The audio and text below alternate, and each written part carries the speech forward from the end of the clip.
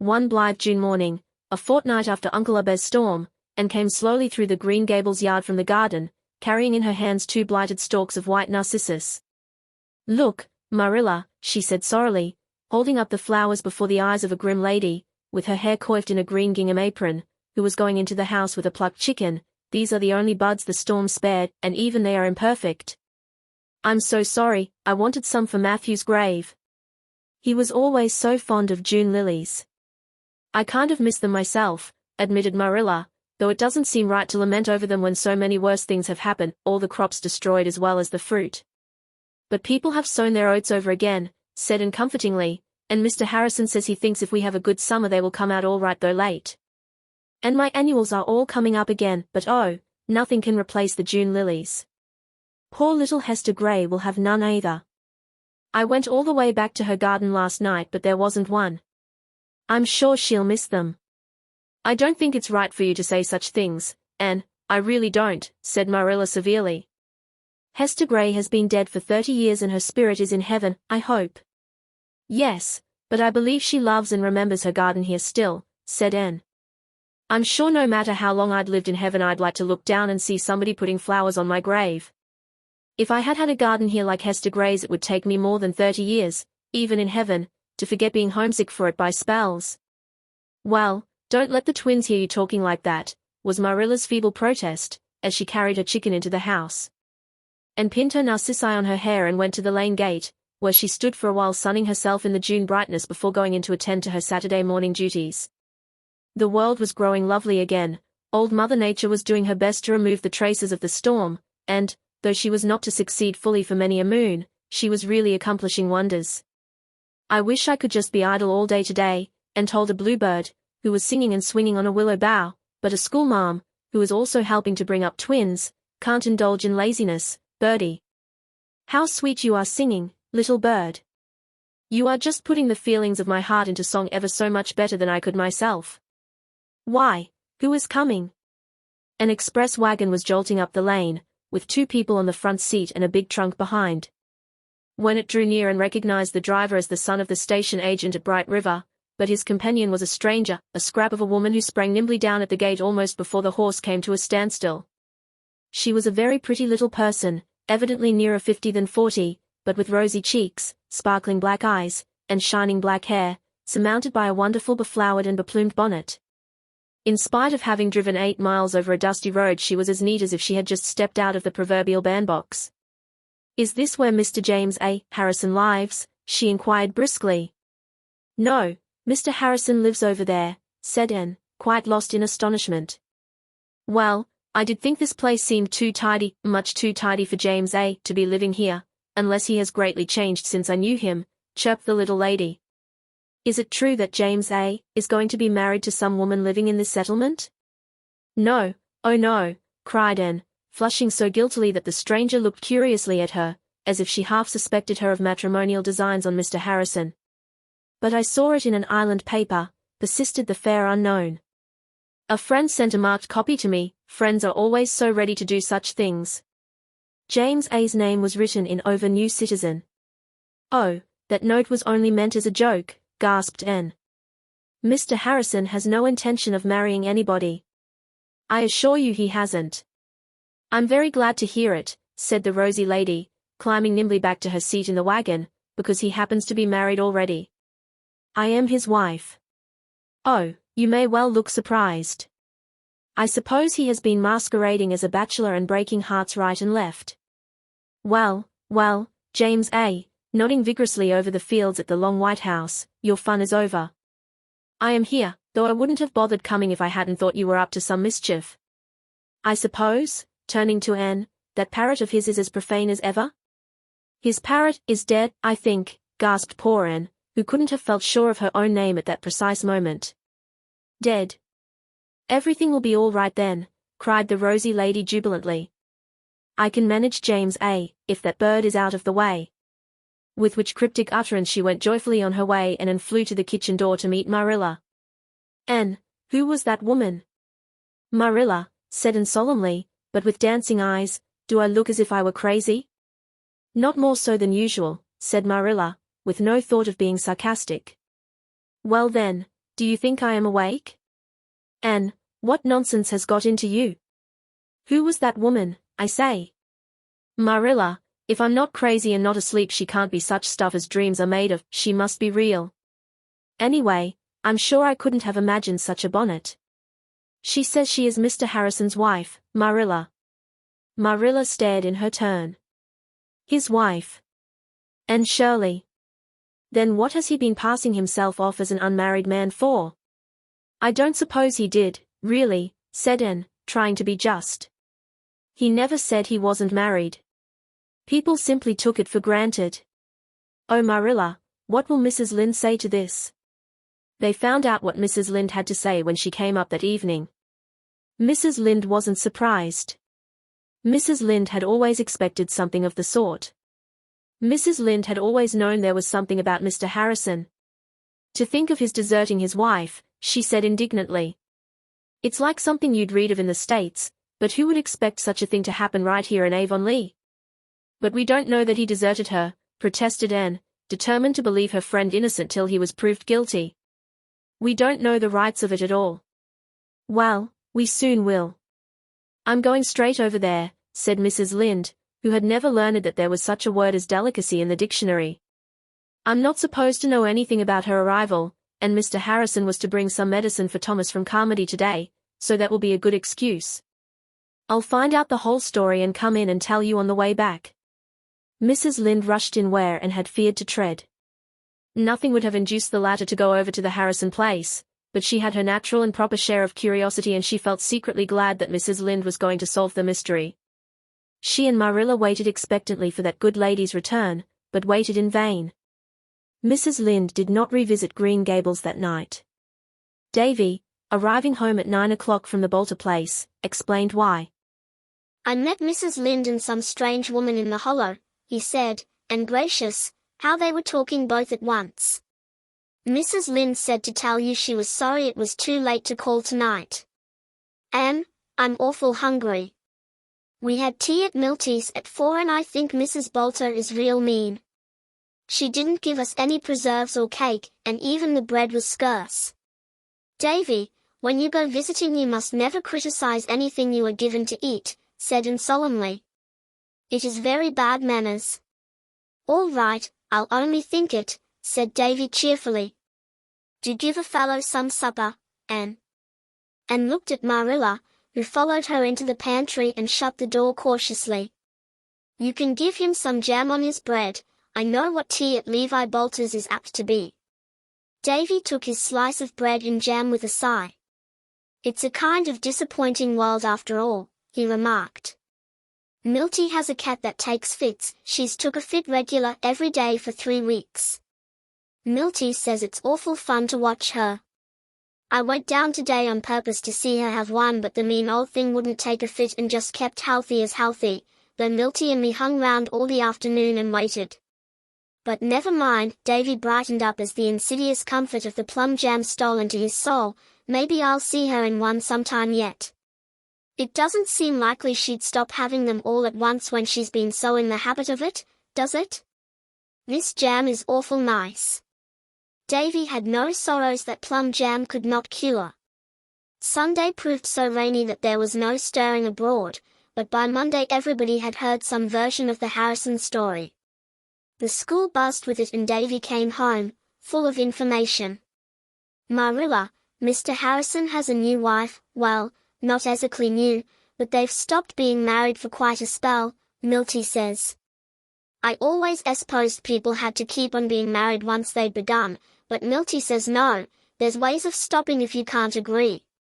Milty says one way is just to start off and leave your wife, and that's what Mr. Harrison did. Milty says Mr. Harrison left his wife because she throwed things at him, hard things, and Artie Sloane says it was because she wouldn't let him smoke, and Ned Clay says it was because she never let up scolding him. I wouldn't leave my wife for anything like that. I'd just put my foot down and say, Mrs. Davy, you've just got to do what'll please me, 'cause I'm a man. That'd settle her pretty quick, I guess. But Annetta Clay says she left him because he wouldn't scrape his boots at the door, and she doesn't blame her. I'm going right over to Mr. Harrison's this minute to see what she's like. Davy soon returned, somewhat cast down. Mrs. Harrison was away, she's gone to Carmody with Mrs. Rachel Lynde to get new paper for the parlor. And Mr. Harrison said to tell and to go over and see him 'cause he wants to have a talk with her. And say, the floor is scrubbed, and Mr. Harrison is shaved, though there wasn't any preaching yesterday. The Harrison kitchen wore a very unfamiliar look to Anne. The floor was indeed scrubbed to a wonderful pitch of purity, and so was every article of furniture in the room. The stove was polished until she could see her face in it, the walls were whitewashed and the window panes sparkled in the sunlight. By the table sat Mr. Harrison in his working clothes, which on Friday had been noted for sundry rents and tatters but which were now neatly patched and brushed. He was sprucely shaved and what little hair he had was carefully trimmed. "Sit down, Anne, sit down," said Mr. Harrison in a tone but 2 degrees removed from that which Avonlea people used at funerals. "Emily's gone over to Carmody with Rachel Lynde. She's struck up a lifelong friendship already with Rachel Lynde. Beats all how contrary women are. Well, Anne, my easy times are over, all over. It's neatness and tidiness for me for the rest of my natural life, I suppose." Mr. Harrison did his best to speak dolefully, but an irrepressible twinkle in his eye betrayed him. "Mr. Harrison, you are glad your wife has come back," cried Anne, shaking her finger at him. "You needn't pretend you're not, because I can see it plainly." Mr. Harrison relaxed into a sheepish smile. Well, I'm getting used to it," he conceded. "I can't say I was sorry to see Emily. A man really needs some protection in a community like this, where he can't play a game of checkers with a neighbor without being accused of wanting to marry that neighbor's sister and having it put in the paper. Nobody would have supposed you went to see Isabella Andrews if you hadn't pretended to be unmarried," said Anne severely. "I didn't pretend I was. If anybody'd have asked me if I was married I'd have said I was. But they just took it for granted. I wasn't anxious to talk about the matter, I was feeling too sore over it. It would have been nuts for Mrs. Rachel Lynde if she had known my wife had left me, wouldn't it now? But some people say that you left her. She started it, Anne, she started it. I'm going to tell you the whole story, for I don't want you to think worse of me than I deserve, nor of Emily neither. But let's go out on the veranda. Everything is so fearful neat in here that it kind of makes me homesick. I suppose I'll get used to it after a while, but it eases me up to look at the yard. Emily hasn't had time to tidy it up yet." As soon as they were comfortably seated on the veranda, Mr. Harrison began his tale of woe. "I lived in Scott's Ford, New Brunswick, before I came here, Anne. My sister kept house for me and she suited me fine. She was just reasonably tidy and she let me alone and spoiled me, so Emily says. But 3 years ago she died. Before she died she worried a lot about what was to become of me, and finally she got me to promise I'd get married. She advised me to take Emily Scott because Emily had money of her own and was a pattern housekeeper. I said, says I, Emily Scott wouldn't look at me. You ask her and see, says my sister, and just to ease her mind I promised her I would, and I did. And Emily said she'd have me. Never was so surprised in my life, and a smart pretty little woman like her and an old fellow like me. I tell you I thought at first I was in luck. Well, we were married and took a little wedding trip to St. John for a fortnight and then we went home. We got home at 10 o'clock at night, and I give you my word, Anne, that in half an hour that woman was at work house cleaning. Oh, I know you're thinking my house needed it. You've got a very expressive face, and your thoughts just come out on it like print, but it didn't, not that bad. It had got pretty mixed up while I was keeping bachelor's hall, I admit, but I'd got a woman to come in and clean it up before I was married and there'd been considerable painting and fixing done. I tell you if you took Emily into a brand new white marble palace she'd be into the scrubbing as soon as she could get an old dress on. Well, she cleaned house till 1 o'clock that night and at 4 she was up and at it again. And she kept on that way, far's I could see she never stopped. It was scour and sweep and dust everlasting, except on Sundays, and then she was just longing for Monday to begin again. But it was her way of amusing herself, and I could have reconciled myself to it if she'd left me alone. But that she wouldn't do. She'd set out to make me over, but she hadn't caught me young enough. I wasn't allowed to come into the house unless I changed my boots for slippers at the door. I darsn't smoke a pipe for my life unless I went to the barn. And I didn't use good enough grammar. Emily'd been a schoolteacher in her early life and she'd never got over it. Then she hated to see me eating with my knife. Well, there it was, pick and nag everlasting. But I suppose, and, to be fair, I was cantankerous too. I didn't try to improve as I might have done, I just got cranky and disagreeable when she found fault. I told her one day she hadn't complained of my grammar when I proposed to her. It wasn't an overly tactful thing to say. A woman would forgive a man for beating her sooner than for hinting she was too much pleased to get him. Well, we bickered along like that and it wasn't exactly pleasant, but we might have got used to each other after a spell if it hadn't been for Ginger. Ginger was the rock we split on at last. Emily didn't like parrots and she couldn't stand Ginger's profane habits of speech. I was attached to the bird for my brother the sailor's sake. My brother the sailor was a pet of mine when we were little tads and he'd sent Ginger to me when he was dying. I didn't see any sense in getting worked up over his swearing.